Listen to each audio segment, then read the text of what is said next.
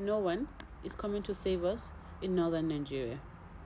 We need to at least tell ourselves the truth. We need to have the hard conversation. And this is really the hard truth.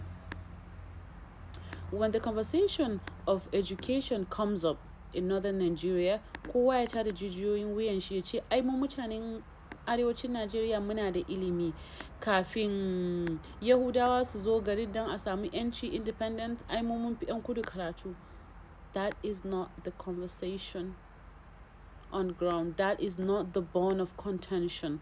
The bone of contention is how the educational system in northern Nigeria is damaged for an ordinary Nigerian in northern Nigeria. So that is the conversation.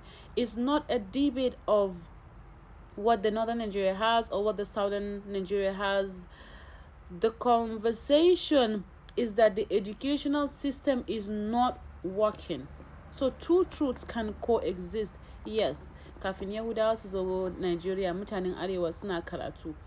But at the same time, the level of education we have now and the exposure that mutanen arewacin Nigeria da sanin ya kamata da yancin kansu, it's at a very, very little to very small percentage.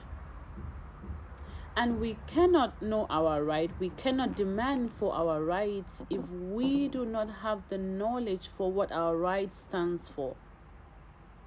And at the same time, in as much as we are demanding for our rights, we cannot solely depend on the government, because we have reached a stage whereby we can't. There are times whereby we ought to depend on the government, but if we're being honest with us, we can't depend solely on the government.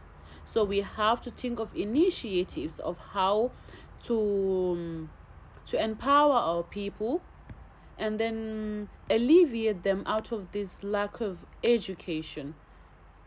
Like I always say, the least anybody can do is to pick a child, either from the streets or from their extended families. We all have extended families that people do not have the means or the ability to pay their children's school fees. The least you can do is to pick a child from the street or pick a child from an extended family and make sure that you sponsor that child's education. That is the only way, one child at a time.